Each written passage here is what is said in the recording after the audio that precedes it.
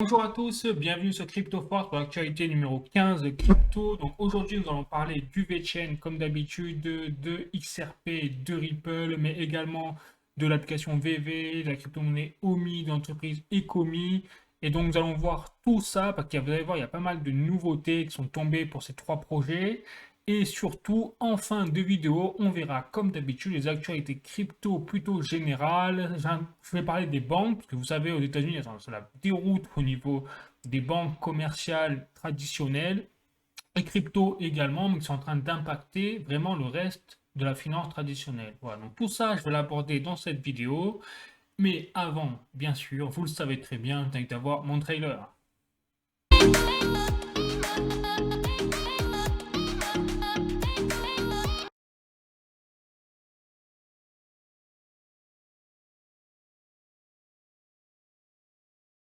Avant d'aller plus loin, moi je vous invite à voir ma vidéo sur le VeChain juste ici où j'explique absolument tout, enfin du moins avec mes avis, mes recherches, etc. sur le VeChain. Donc n'hésitez pas à la voir si vous le souhaitez. Je le rappelle par la même occasion, je ne suis pas un conseiller financier, pas un conseiller en investissement, que tout ce que je dis dans mes vidéos c'est à titre informatif. Et donc, vous devez faire vos propres recherches avant d'investir dans quoi que ce soit, bien évidemment. Voilà. Donc, une fois que ça c'est dit, on repasse au VeChain, notamment un tweet, parce que là, je suis sur la tweet de la VeChain Fondation officielle, comme vous pouvez le voir. Et on a donc Sébastien Roch, enfin, qui est comme ça, c'est écrit comme ça, qui apparemment fait partie de la Fondation VeChain en Allemagne, qui a posté juste là ce petit tweet très intéressant, moi que je trouve très intéressant, parce qu'il parle de ce qu'on appelle un article qui démontre quelque part les avantages de la blockchain dans le milieu maritime. Donc j'ai mis la main sur cet article à travers le tweet de Sébastien Roch. Et donc vous pouvez le voir là, il est sorti donc au 7 mars 2023. Et en fait c'est un article qui parle d'avantages quelque part préliminaires de la blockchain pour le domaine maritime. Et donc là, c'est extrêmement large, bien évidemment, cet article, puisque regardez, là, il est très long, hein, en anglais bien évidemment, avec même des formules, j'ai vu, des formules mathématiques et tout, donc qui sont allés très très loin dans leur délire, ça c'est clair, mais regardez, en tout cas, il parle vraiment de la blockchain et il parle surtout du VeChain. C'est ça qui est intéressant, c'est que on a l'impression que la blockchain VeChain est en train de devenir vraiment une référence dans le milieu pour les autorités administratives, gouvernementales, etc., au niveau des blockchains. Ça, c'est très très positif pour le VeChain.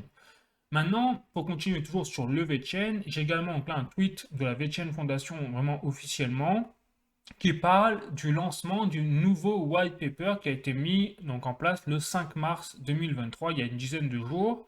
Et donc j'ai mis la main également à travers ce tweet sur le white paper, c'est-à-dire en fait donc il faut savoir qu'un white paper à la base c'est quelque part la feuille de route d'un projet. Et donc tous les projets, notamment les projets crypto, quels qu'ils soient, doivent avoir un white paper, c'est-à-dire une page blanche.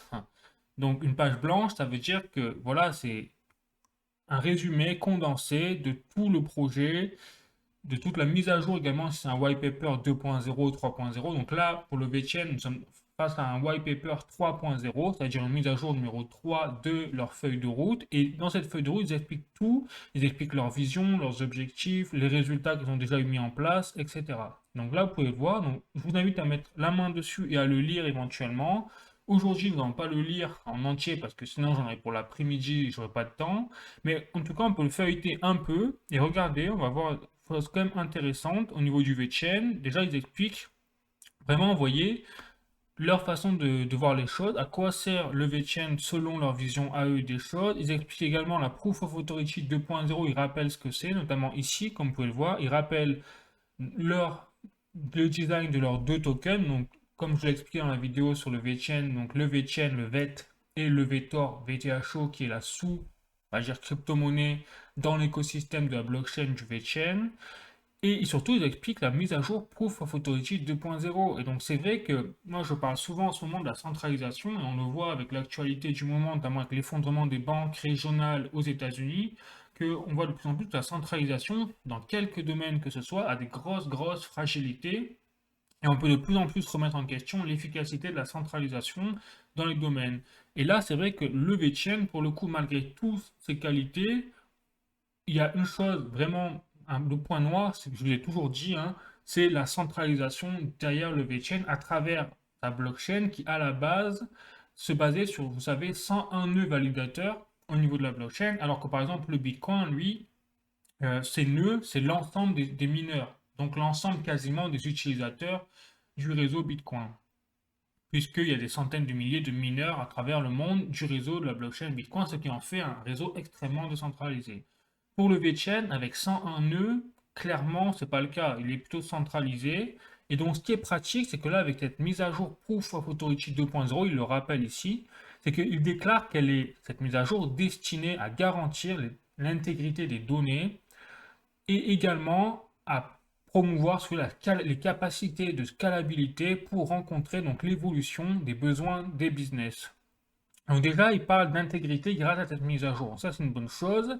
Et en même temps, cette mise à jour permettrait eh bien, de combiner toutes les forces de l'architecture de Nakamoto, mais également de la Byzantine Fault Tolerance, donc c'est les termes techniques, et c'est les architectures de blockchain, pour éliminer en fait toutes leurs faiblesses individuelles. Donc en fait, elle combine cette mise à jour les forces uniquement des architectures et élimine leurs faiblesses individuelles pour quelque part donner eh bien, une version finale très scalable avec bien sûr une protection des données en finalité. Voilà. Et donc ça, c'est également ce que je vous disais, c'est que là, l'avantage de cette mise à jour, c'est que justement, elle permet à travers la vitesse de la blockchain, du VeChain, la scalabilité et également le fait de rendre eh bien, les données plus intègres et plus sécurisées, eh bien, d'empêcher que les 101 nœuds validateurs soient corrompus. C'est ça vraiment la force de cette mise à jour. Et donc, bizarrement, on est en train de transformer cette centralisation dans le VeChain au niveau technique de la blockchain. Ça reste centralisé, mais c'est beaucoup plus sécurisé. Mais ça reste toujours centralisé. Ça, il ne faut pas l'oublier quand même. Et donc, on ne sait pas exactement que ça impliquera à l'avenir pour la sécurité réelle de la blockchain du VeChain. Même si, effectivement, au niveau technique, on voit mal comment un hacker peut de plus en plus corrompre la blockchain du VeChain grâce à cette mise à jour Proof of Authority 2.0. Bon, voilà, ça c'était juste la petite parenthèse pour rappeler un petit peu l'aspect centralisé de la blockchain du VeChain. Sinon, écoutez, après, vous voyez, regardez, on va faire un petit tour du white paper rapidement. Ils reparlent de la roadmap et notamment de 2022, ce qu'ils ont mis en place. Donc, ils ont complété effectivement en 2022 la mise à jour Proof of Authority 2.0. C'est vrai que j'en ai jamais parlé, mais ils ont lancé ce qu'on appelle le VUSD. Donc, c'est un stablecoin. Donc, ils ont lancé leur propre stablecoin. C'est pas mal. Ensuite, ils ont mis en place un accélérateur programme. Ça, je sais pas ce que c'est. J'avoue, j'en ai jamais parlé. Je ne sais pas ce que c'est. Ils ont mis en place, ils ont lancé donc un centre technique en Irlande, c'est pas rien. Ils ont mis en place des nouveaux QG, donc quartiers généraux à San Marino, donc là-bas. Ils ont mis en place, j'en ai déjà parlé, des sponsors avec ATP Tour, donc le tennis, également l'UFC, c'est tout ce qui est sport de combat. L'accélérateur programme, j'avoue, je ne sais pas ce que c'est ça. Ça, limite, les personnes qui connaissent le VTN, n'hésitez pas à me dire c'est quoi l'accélérateur programme. J'avoue, je ne me suis pas penché là-dessus et je ne sais pas ce que c'est. Ça me titille. Bon. Ensuite, V-Carbon, ça, je vous en ai parlé, effectivement. Et le nouveau wallet V-Wall, donc ça, je vous en ai parlé grâce notamment à Lip qui m'en avait parlé et donc j'avais fait recherche là-dessus. D'ailleurs, je remercie Lip encore une fois. Voilà. Donc c'est pas mal déjà pour 2022 et là ils vont parler de 2023 et c'est intéressant, dans ce white paper ils parlent énormément de l'aspect écologique et de la transition écologique énergétique. Ils rappellent également ça que j'aime bien, tout l'aspect Web 3.0. Donc ils rappellent notamment l'évolution du Web 1.0 de 1990 à 2005 jusqu'à 2020 et la naissance du Web 3.0. Donc c'est pas mal. Franchement, il y a des choses intéressantes à lire dans ce white paper, bah, à condition de parler anglais. Puis au pire, vous faites copier-coller et vous mettez en chat GPT, vous mettez traduire en français et boum, vous êtes tranquille. Voilà. Mais en tout cas, voilà. Et donc là, on va passer à un point. Donc je vais vous montrer une chose intéressante des schémas. Ah là, voilà, c'est ça. Donc là, vous voyez, ils ont. C'est ça où j'ai l'impression qu'ils se dirigent de plus en plus vers le VChain, c'est qu'ils veulent mettre en place des indices de performance pour les entreprises au niveau des empreintes carbone. Et c'est vrai que ça, c'est en Europe, ça manque cruellement. C'est qu'aujourd'hui, on veut mettre en place des outils, enfin, une réduction dans les entreprises, même au niveau légal, au niveau du gouvernement, des réductions des empreintes carbone pour les entreprises par les entreprises, mais sans qu'ils aient moyen même de juste avoir les indices de performance sur leurs propres émissions carbone. Comment voulez-vous demander aux entreprises de réduire leurs émissions carbone si elles ne savent même pas combien elles émettent chaque année, par exemple, au niveau de leur process en interne global? Et donc, c'est pour ça que là, j'ai trouvé très intéressant cet aspect-là du VTN, c'est qu'il montre à travers. Alors après, bon, ça faut lire un peu vertical comme ça, mais donc ils ont en haut, là, ils ont tous les services, tous les secteurs existants au niveau du travail, donc le minage, l'agriculture, vous voyez, tout l'aspect des vêtements, de luxe, etc. Et en bas, ils ont fait des cases plus ou moins foncées, donc plus c'est foncé et plus ça émet des empreintes carbone, j'ai bien compris. Et donc par exemple, là on voit que au niveau des émissions de CO2, au niveau de l'air, on voit que par exemple tout ce qui est minage, tout ce qui est l'industrie chimique, tout ce qui est le métal et tout ce qui est l'industrie de l'énergie au niveau du pétrole et tout, ça consomme beaucoup. Voilà. Et ils ont fait vraiment un travail sur absolument tous les secteurs. Ça, je trouvais quand même assez sympa. Ça veut dire que déjà aujourd'hui, à travers leurs outils à eux, le VTN, ils sont capables de dire quel secteur pollue beaucoup plus que les autres. Ça, c'est déjà sympa. Bon, mais bon, après, ils veulent aller plus loin, on l'a compris, puisque ce qu'ils veulent proposer, alors je vais vous montrer, j'ai trouvé un schéma très intéressant quand même, c'est qu'ils veulent, ça montre vraiment leur ambition en fait. Voilà, c'est ça. C'est que, vous voyez, ils parlent carrément de la blockchain biosphère hein, pour la durabilité. Et donc là, on voit bien, on a l'image quelque part près d'une planète avec la biosphère, comme vous pouvez le voir là, c'est leur schéma à eux, hein. Ils mettent au milieu la Layer 1 blockchain. Donc je rappelle que la Layer 1 blockchain, c'est des couches primaires. C'est-à-dire que c'est les blockchains principales. Donc les blockchains principales, ça, vous avez le Bitcoin, vous avez l'Ethereum, et vous avez la possibilité pour ces blockchains-là de rajouter des secondes couches. Ça veut dire des secondes blockchains que vous venez greffer sur la blockchain principale pour améliorer ses caractéristiques techniques. Bref, je ne vais pas entrer dans les détails, mais grosso modo, si vous n'avez pas compris, n'hésitez pas à me mettre dans les commentaires, je vous dirai.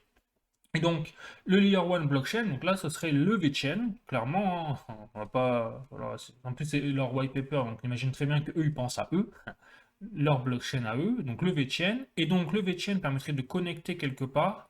Donc, tout ce qui est technologie, notamment la réalité augmentée, tout ce qui est les tags, système de tags, le système de digital au niveau des NFT, etc. Et cetera. Et derrière, toutes les applications numériques qui existent sur Terre et donc avec les écosystèmes. Et là, vous voyez, les écosystèmes, eux, ils les ont catégorisés par secteur. Et donc, chaque secteur, vous voyez, a sa propre, quelque part, émission de CO2. Vous voyez, dans les tons que vous pouvez voir ici de vert, là, plus c'est foncé et plus ça émet, vous rappelez-vous, des émissions de CO2. Et donc, eux, ils voudraient générer tout ça de façon à créer quelque part une biosphère où chaque entité, quelque part, aurait la vision exacte des données au niveau des émissions CO2 qu'elles émettraient, mais pas que. Si j'ai bien compris, les émissions CO2, ce n'est qu'une toute petite partie de ce que pourrait offrir la blockchain VeChain en termes d'indice de performance, comme on peut le voir plus haut. Vous voyez, je vais remonter là. Enfin, vous voyez là, les émissions de CO2, c'est juste ici, hein. Mais il y a tout le reste. Il y a tout ce qui est le management de l'énergie, il y a l'eau, il y a l'économie. Vous voyez, il parle de l'économie circulaire et le management gaspillage. Gaspillage au management, la protection de la biodiversité, les droits humains et les relations de communication. Enfin, il parle vraiment de tout au final. Et donc c'est pour ça qu'ils veulent créer quelque part un écosystème, la blockchain, une amélioration sur absolument tout ce qui existe sur Terre, si on comprend bien. Voilà, donc c'est quand même assez ambitieux, mais bizarrement, il semble quand même se diriger vers une bonne voie, vers la voie de justement ce genre de choses. Bon, tout le reste, je vais passer parce qu'on n'a pas le temps de toute façon de lire tout leur white paper, même si c'est très intéressant, hein, bien évidemment. Mais ce que je voulais vous montrer, voilà, c'était surtout ça. C'est la roadmap pour 2023-2024 qui est ici. Donc la roadmap, vous voyez, donc pour 2023, ils veulent mettre en place donc un système peut-être VChainStat donc sur les empreintes carbone, hein, on l'a vu, l'Explorer. Ils veulent mettre en place, ça je ne sais pas ce que c'est, AI Network Offsetting, je ne sais pas du tout ce que c'est, mais ils veulent vraiment travailler pour début 2023 sur les empreintes carbone, ça c'est clair. Ensuite, ah mince, qu'est-ce que j'ai fait? Ensuite, oui, oh pétard, voilà. Ensuite, ils veulent travailler sur le bridge, donc un pont avec la blockchain, donc Ethereum, Ethereum token. Donc là, on voit qu'ils parlent déjà d'interopérabilité au niveau des blockchains, donc c'est hyper intéressant. Ils veulent mettre en place des développeurs de la communauté au niveau des marketplaces NFT. Donc là aussi, c'est sympa parce qu'on parle de plus en plus de décentralisation. Si vous avez des développeurs de la communauté hors de la fondation VeChain, c'est que c'est pas mal. Et après, par contre, alors tout ça, c'est des choses, je pense, que c'est des aspects techniques uniquement pour les développeurs. Moi, j'ai rien compris. Note d'API, bon, je sais pas ce que c'est tout ça, hein. Donc, c'est doit être destiné aux développeurs. Et ensuite, vous voyez, tout ce qui est aspect durabilité des écosystèmes, des applications, là, très intéressant, il va mettre en place des passeports NFT. Alors ça, c'est bien, c'est pas bien, parce que, imagine dans la Chine, vous leur mettez des passeports en NFT, ah, c'est impossible de rentrer et de sortir de la Chine. Là, ça y est, le gouvernement, il a ficelé comme des saucissons tous ses citoyens. Donc là, c'est un peu le problème, c'est que les outils comme le VeChain, ils permettent l'évolution, l'amélioration de tous les outils. En fait, c'est ça qu'il faut retenir. Mais le problème, c'est que si ces outils, vous les utilisez derrière à des fins de dictature ou de choses, forcément, ben là, ça pose problème. Mais par exemple, en France, si vous utilisez des NFT sous forme de passeport, par exemple, tout ce qui est le vol d'identité, eh bien déjà, ça vous pourrez peut-être le mettre à la poubelle, ce genre de choses. Il y aura peut-être plus de fraude au niveau des passeports, plus de vol d'identité, et donc plus de vies détruites, parce que des fois, on entend des témoignages, ils se sont fait voler leur identité, ils doivent payer 30 000 euros d'amende, par exemple. Enfin bref.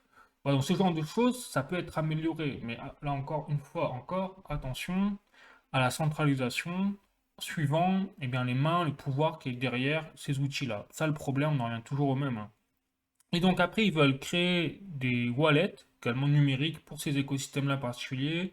Ils veulent développer un marketplace NFT, etc., etc. Voilà. Bon. Ensuite, pour le deuxième trimestre, deuxième pan de l'année 2023, ils veulent donc là utiliser, peut-être ils vont créer un Explorer V2, je sais pas ce que c'est, mais j'imagine que c'est peut-être une façon de pouvoir naviguer sur leur blockchain, une mise à jour peut-être, je sais pas. Ensuite DID, DNS, donc DNS, je crois que c'est les noms de DNS, vous savez quand vous êtes sur Internet. Et donc là, ils voudraient mettre en place leur propre système au niveau VPN, enfin bref. Après, je sais pas, c'est tellement technique que là, c'est vraiment plus peut-être d'amélioration technique. Par contre, système Oracle, ça par contre, c'est pas mal. Je crois, c'est ce que fait Chainlink, par exemple. Et donc là, VPN pourrait peut-être se mettre en place dans les oracles, c'est-à-dire peut-être dans les prévisions de marché. Bref, après, je ne m'y connais pas trop là-dessus. Donc, si vous savez, enfin, vous connaissez, en tout cas, lisez, voilà, peut-être ça vous parle. Mais il y a des choses, moi, qui ne me parlent pas trop, donc je ne peux pas vous dire. Par contre, ce qui est bien, c'est le métaverse pour les NFT. Donc là, ils comptent, vous voyez, ils comptent quand même, ils ont gardé dans un coin de leur tech le métaverse, les NFT. Donc, ils comptent développer tout ce genre de choses. Et surtout, très intéressant, ils veulent développer un écosystème pour les smart cities, c'est-à-dire rendre les villes intelligentes. Et déjà en Chine, on le voit à peu près, parce qu'en Chine, notamment, vous avez déjà des systèmes d'automatisation des voitures. C'est-à-dire qu'aujourd'hui en France, vous n'avez pas de voiture, c'est sans pilote par exemple, rien d'automatisé. En Chine, vous avez déjà des autoroutes avec des voitures automatisées sans chauffeur, notamment des cas qui transportent des marchandises par exemple, des camions. Et donc ça, je pense que le VTN veut travailler sur justement le développement des villes intelligentes, un peu comme les maisons intelligentes, etc. Voilà. Et enfin, en 2024, eh bien, là en 2024, c'est un peu le même genre, mais c'est plus sur l'aspect technique là aussi également. Parce que vous voyez, Explorer V3, je ne sais pas ce que c'est. Enfin voilà. Bon, donc, du coup, on voit qu'ils ont quand même une roadmap assez conséquente, le VTN, et qu'ils vont continuer dans leur voie pour se développer et qu'ils ont tout pour. Bon, je vais pas m'attarder là-dessus, parce qu'il y en a... sinon j'ai passé 2 heures. Donc j'ai passé à la suite, c'est-à-dire à l'application VV, donc Digital Collectibles, comme d'habitude. Je vous invite à voir la vidéo que j'ai fait ici sur l'e-commerce, sur l'application VV, le crypto-monnaie OMI, où j'explique tout là-dessus sur l'application. Donc déjà, première chose, donc comme je suis sur leur Twitter officiel, effectivement, donc ils vont sortir plusieurs drops. Donc là, ils sortent prochain drop le 19 mars de Sesame Street. Je ne connais pas, mais bon, on voit le genre de NFT. Sinon, ils continuent leur drop, c'est-à-dire que là également, pour le 18 mars, en même temps, ils vont sortir donc, des avatars, des NFT de Meana ou Moana. Rappelez-vous, je crois qu'il y a un film Disney qui est sorti il y a quelques années là-dessus. Ils continuent leurs artworks, leurs posters Marvel. Bon, voilà, donc ils continuent leur routine, pas mal. J'ai mis la main également sur leur compte rendu de février 2023 qui est ici. Et donc après les dernières nouveautés, donc ils ont parlé donc, du trailer. Bon, après je ne vais pas le montrer parce que c'est pas utile. Ils ont parlé des derniers drops, notamment en février, il y avait Marvel, donc Black Panther, et il y avait également Rambo qui est sorti. C'est vrai que je ne l'ai pas montré, mais il y avait Rambo, ils ont également sorti Rambo. Et en plus en animation, c'est-à-dire qu'il tire vraiment avec son arc. Bref, voilà. Ils ont sorti également des travaux du workshop, ils ont mis en avant le travail de la communauté. C'est vrai qu'il y a une grosse communauté qui est en train de se mettre en place sur l'application VV, et notamment de la part de Metaverse Live. C'est vrai que j'avais montré quelques vidéos déjà, et franchement, c'est pas mal, hein. Donc là, ça s'appelle. Je vais cliquer dessus, voir peut-être que j'avais déjà montré. Peut-être que j'avais déjà montré, je sais plus, hein. Mais au cas où.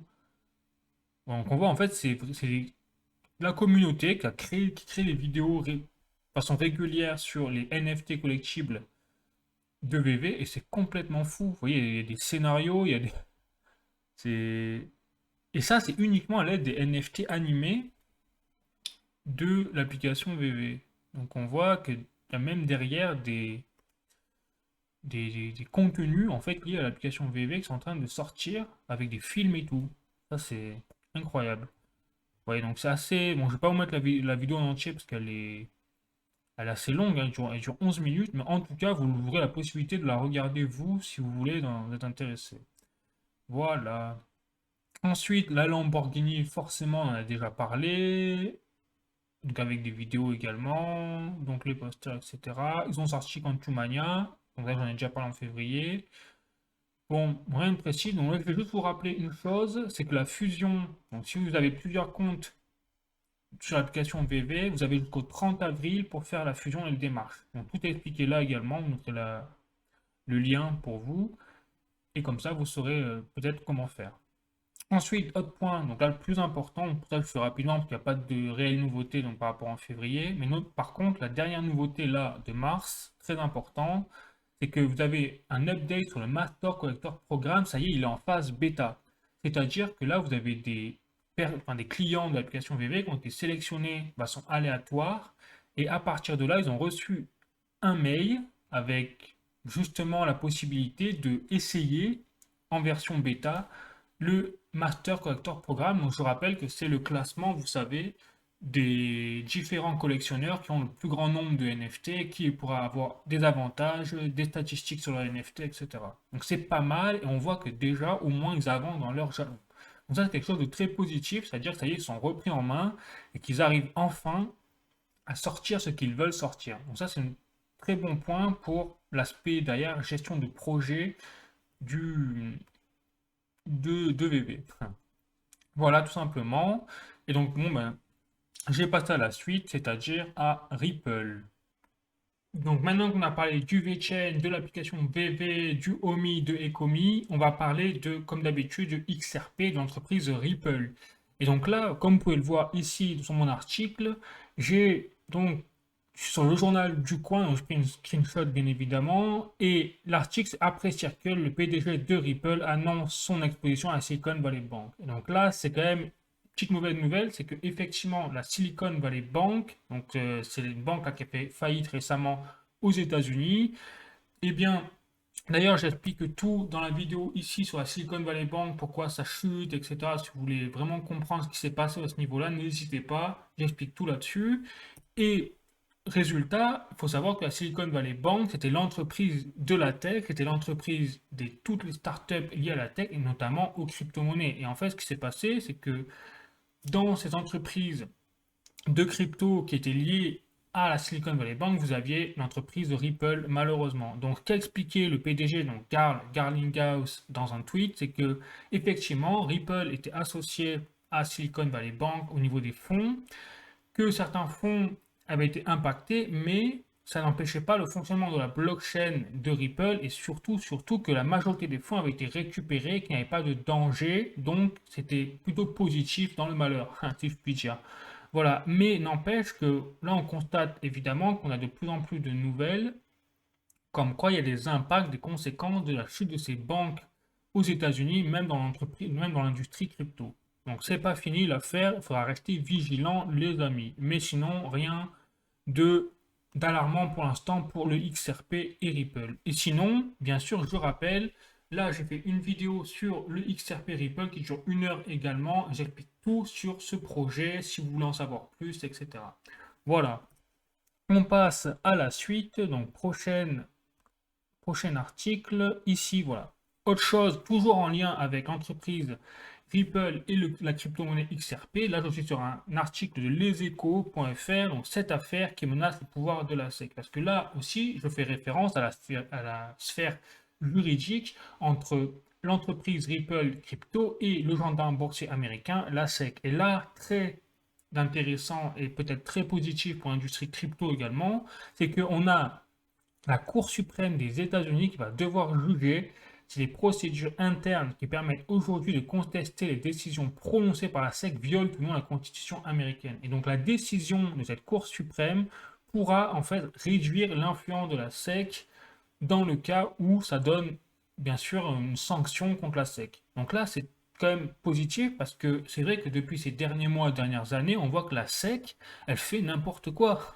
Clairement, l'affaire FTX, elle est passée à côté et à la place, elle est allée chercher une entreprise comme Ripple, elle est allée chercher les poux, alors qu'on se rend compte que visiblement, il n'y a pas énormément de choses à se mettre sous les dents, puisque sinon, ça prend des années. Ça fait des années que l'affaire dure entre la SEC et l'entreprise Ripple, alors qu'à côté, on avait l'affaire FTX qui brassait des milliards et des milliards de dollars, plus gros escroc depuis l'affaire de Ponzi, de l'affaire Madoff à l'époque.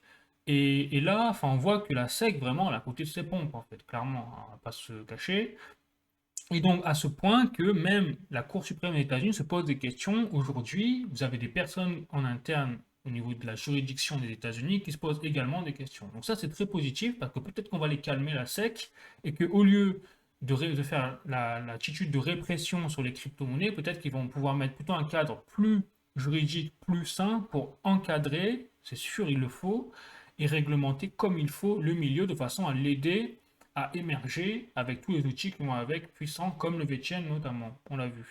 Donc voilà, donc ça c'est plutôt quelque chose d'encourageant, j'ai envie de vous dire les amis, pour ceux qui s'intéressent à l'entreprise Ripple AXRP, c'est pas fini l'histoire, et donc d'ailleurs le verdict devrait être rendu en 2023. Donc déjà aussi, la fin du combat devrait être pour cette année entre Ripple et la SEC, quelque chose que je voulais vous dire également.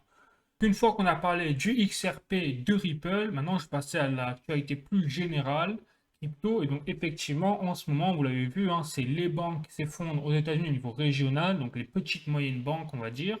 Et donc là, fait divers, je suis sur cryptost.fr, et donc la banque HSBC UK, donc la filiale de HSBC, donc au Royaume-Uni, rachète la filiale britannique de la Silicon Valley Bank pour une livre symbolique. Donc là, c'est en train que je voulais vous dire également, c'est qu'on est dans une situation, au niveau géopolitique, vous avez la centralisation de toute évidence qui est de plus en plus fragilisée. On le voit bien au niveau des banques.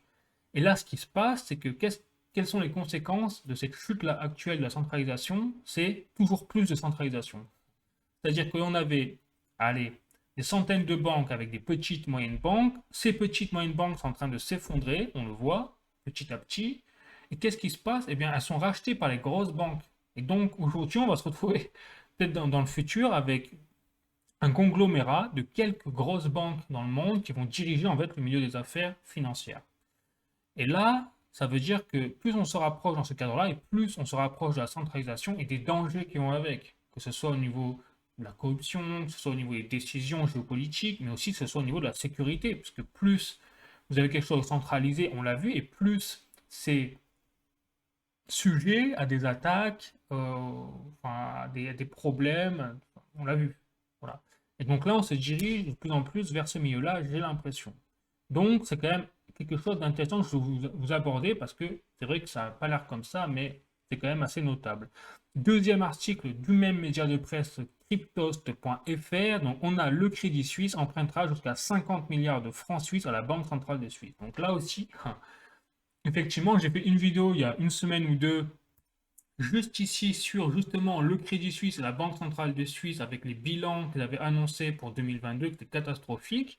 Et donc là, résultat, avec la chute, et comme on voit, c'est là, c'est pour ça que je vais vous montrer, on a vraiment une interconnexion au niveau mondial parce que la chute de la SVB aux États-Unis, là, en train d'entraîner un peu le domino, parce qu'on voit que c'est en train de se répercuter contre le Crédit Suisse, qui est une banque en Europe. Elle n'a rien à voir avec les États-Unis, et pourtant, elle est aussi impactée. Alors, le Crédit Suisse était déjà mal, hein. Vous l'avez verrez si vous voyez ma vidéo, vous l'avez déjà vu sur le Crédit Suisse et sur la Banque centrale de Suisse, vous le comprendrez très bien. Le Crédit Suisse a 7,3 milliards de pertes en 2022.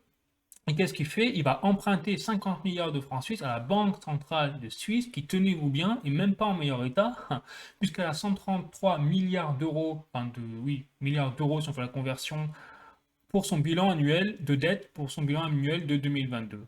Donc le Crédit Suisse a emprunté 50 milliards à une banque qui est déjà techniquement faillite, même si c'est une banque centrale. Donc tout va bien dans le meilleur des mondes. À ce niveau-là, en Suisse, il n'y a pas de problème. Voilà, donc ça aussi, je peux vous en parler, parce que quand on est quand même dans une situation là, c'est assez catastrophique au niveau des banques. Et donc, c'est là pour ça que je vous montre le prochain article de cryptoactu.fr. La crise bancaire, le Bitcoin a été construit pour ce moment. Et donc là, c'est un propos de l'auteur Tatiana Kaufman, que je ne connaissais pas du tout. Je découvre en même temps que vous en lisant le début de l'article. Et donc pour elle, elle se pose la question, le Bitcoin, ce ne serait-il pas la solution développée spécifiquement pour ce genre de moment historique? Et effectivement, c'est exactement ça, parce que le Bitcoin a été créé quand? Il a été créé en 2009, c'est-à-dire un an après la crise financière de 2008, qui à l'époque résultait également de la chute de la banque Lehman Brothers et surtout de la crise immobilière avec les subprimes, en fait causée par la stratégie à l'époque des banques. Et donc, on voit que tout est parti, c'est une crise financière qui a secoué le monde à l'époque. Et donc, Satoshi Nakamoto a créé le Bitcoin pour quelque part rendre l'économie dans les mains des citoyens et non dans les mains des banquiers. Et on est parti de là. Et donc, quelque part, Satoshi Nakamoto avait déjà prévu dans sa tête sûrement que ce scénario de 2008 se reproduirait peut-être, mais à plus grande échelle, parce qu'il y avait plus le temps passe et plus on le voit, les banques, les grosses banques grossissent, amassent de l'argent, deviennent too big to fail et absorbent des petites banques, comme on l'a vu avec HSBC qui a absorbé la filiale au Royaume-Uni de la SBB. Et donc, pour à mesure, eh bien, on est en train de faire monter quelque part l'iceberg ou la montagne, si vous voulez, mais avec des fondations qui ne sont pas solides. Et donc, un jour ou l'autre, la montagne doit s'effondrer. Et peut-être que le Bitcoin, c'est justement la solution à tout le monde. Et ça expliquerait d'ailleurs pourquoi le Bitcoin, au moment où toutes les actions bancaires sont en train de s'effondrer dans le monde, eh bien lui, il est en train d'exploser. C'est pas pour rien. Bon, voilà. Et enfin, dernière petite actualité, alors qui n'a pas trop à voir avec les banques, mais pour vous dire, entre-temps, qu'est-ce qui se passe en parallèle? Eh bien, on a encore une régulation qui est rentrée en vigueur en Europe. Je suis sur cointribune.com et là, nous avons nouvelle loi européenne sur les données, une menace pour les innovations crypto, point d'interrogation. Parce que effectivement, le Parlement européen a voté mardi une législation sur les appareils connectés au niveau des smart contracts notamment. Et donc, ça obligerait les développeurs de l'industrie crypto, cette fois, à créer quelque part un code avec un certificat de conformité par rapport à la loi européenne.